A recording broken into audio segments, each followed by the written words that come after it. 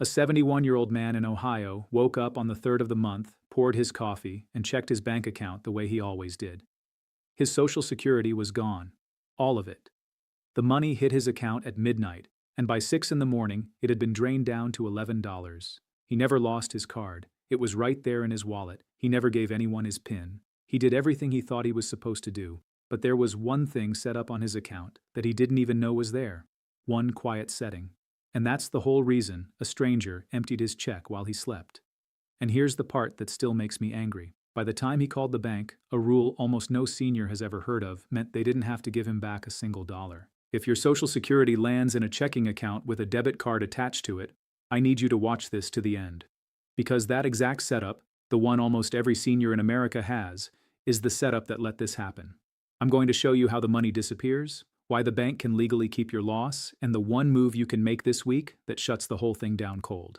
Let me tell you how this actually works, because once you see it, you can't unsee it. Your debit card is not like your credit card. People think they're the same thing. They are not. These are two completely different things. When a thief runs up a fraudulent charge on a credit card, that's the bank's money on the line. You're disputing a charge before you ever pay it. But a debit card is a direct pipe straight into your real, actual bank account. When someone uses your debit card number, that's your cash, leaving your account in real time. The rent money, the grocery money, your Social Security, gone the instant they hit enter. So how do they get the number if the card's still in your wallet? A few ways, and none of them require touching you. There are skimmers, little devices criminals stick over the card reader at a gas pump or a store checkout that copy your card the second you swipe. There are the data breaches you hear about on the news, where a store or a website gets hacked and millions of card numbers get sold online in bulk. And there are the phone scams, where someone calls pretending to be your bank's fraud department, acts urgent and official, and talks a worried senior into reading off their card number and the code on the back. Any one of those, and a criminal has everything they need. They don't need your physical card, they just need the numbers on it. Let me stop on that phone scam one for a second, because it's the one hitting seniors hardest right now, and it's the easiest to fall for. The phone rings. The caller ID even says your bank's name. They can fake that. A calm, professional voice says there's been suspicious activity on your card, and they need to verify your identity to protect you. Then they ask you to confirm your card number, the expiration, and the 3 digits on the back. Here's the rule that keeps you safe, and I want you to say it out loud with me. Your real bank will never call you and ask you to read them your card number or your PIN. Never. They already have your number. Anyone who calls and asks for it is a thief, full stop. So you hang up. You don't argue, you don't stay polite, you just hang up, and if you're worried, you call the number printed on the back of your own card and ask them directly. Quick question for you while we're here. Drop it in the comments.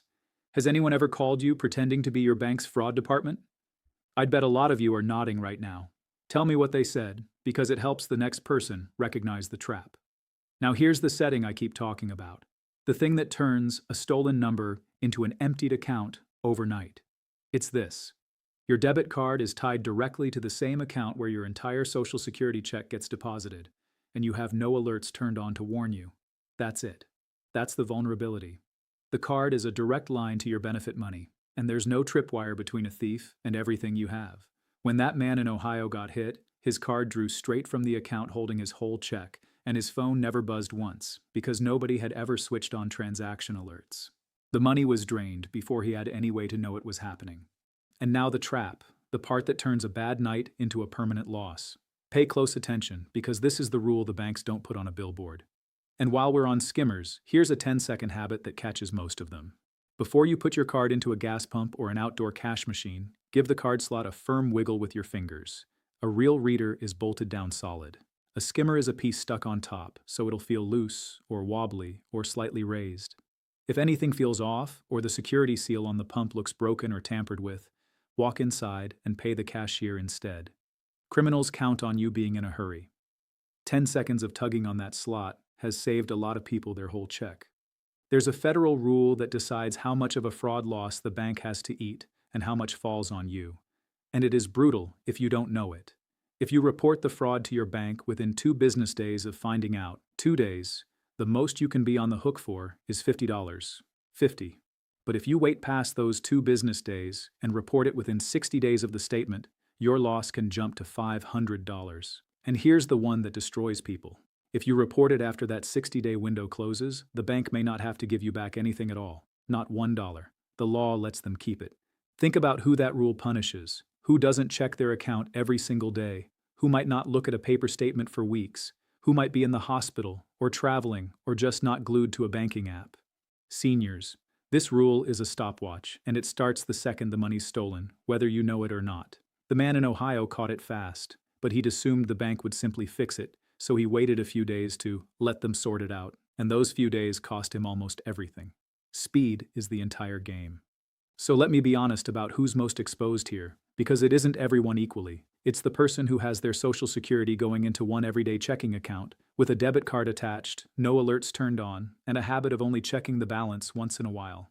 If that's you, and for most seniors, that is exactly you, you are one stolen card number away from a very bad month.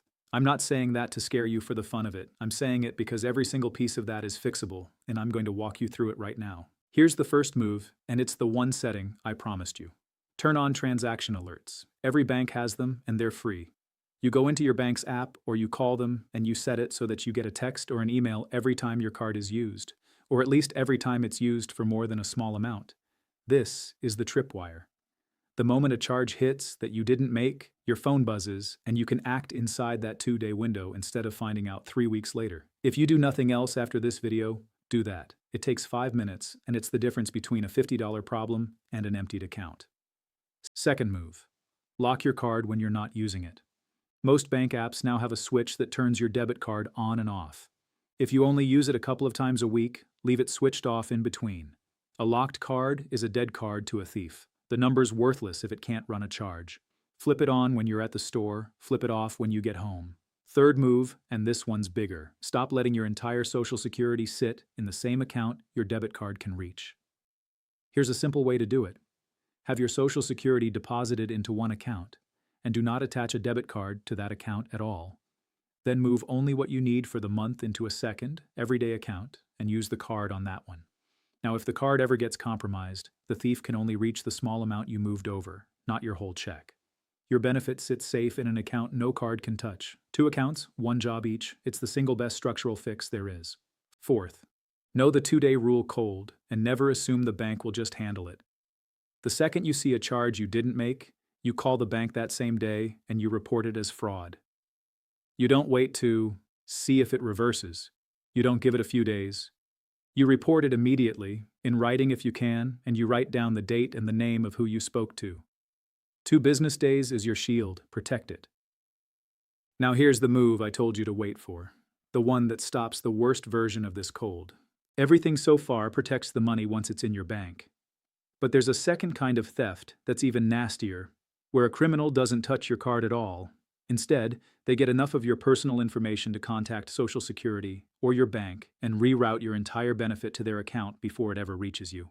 You'd get nothing, and you might not realize why for a month. The shield against that is something most seniors have never heard of. It's called the Direct Deposit Fraud Prevention Block, and you set it up through your account at ssa.gov. Once it's on, nobody can change your direct deposit information or your address, not online, not through a bank, without going through extra verification. It slams the door on someone quietly redirecting your check. Go to s-s.gov, open your My Social Security account if you don't have one, and turn that block on. It's free, and it's the strongest single lock you can put on your benefit. Let me pull it all together, because these 5 things, done this week, change everything. Turn on transaction alerts. That's your tripwire. Lock your debit card when you're not using it. Keep your Social Security in a separate account with no card attached and only move over what you need. Know the 2-day rule and report any fraud the same day you see it. And set the Direct Deposit Fraud Prevention Block at ssa.gov so no one can reroute your check. Every one of those is free. Every one of those takes minutes. And together they turn you from an easy target into a locked house. Don't try to do all 5 tonight and burn out. Do the alerts today, just that one, and knock out the rest over the next week, 1 a day. A week from now, you'll be protected in a way that 90% of the seniors around you simply are not. I want to go back to that man in Ohio for a second. He did get some of it worked out eventually. After weeks of phone calls and paperwork and stress he did not need at 71 years old. But he'll tell you himself. The fix took 5 minutes, and he did it after the theft instead of before. That's the only difference between him and the neighbor 2 doors down who never got hit. Not luck, not being smarter. Just one senior who set up the tripwire before the thief showed up, and one who didn't. The people who never lose a dollar to this aren't the careful ones by accident. They're the ones who spent 10 minutes turning on the protections the bank never told them existed. You just heard all of them. So go do it. Today, while it's in your head, not after your check is the one that's gone. Do something for me first. Send this to one person over 65 who has their Social Security going into a regular checking account.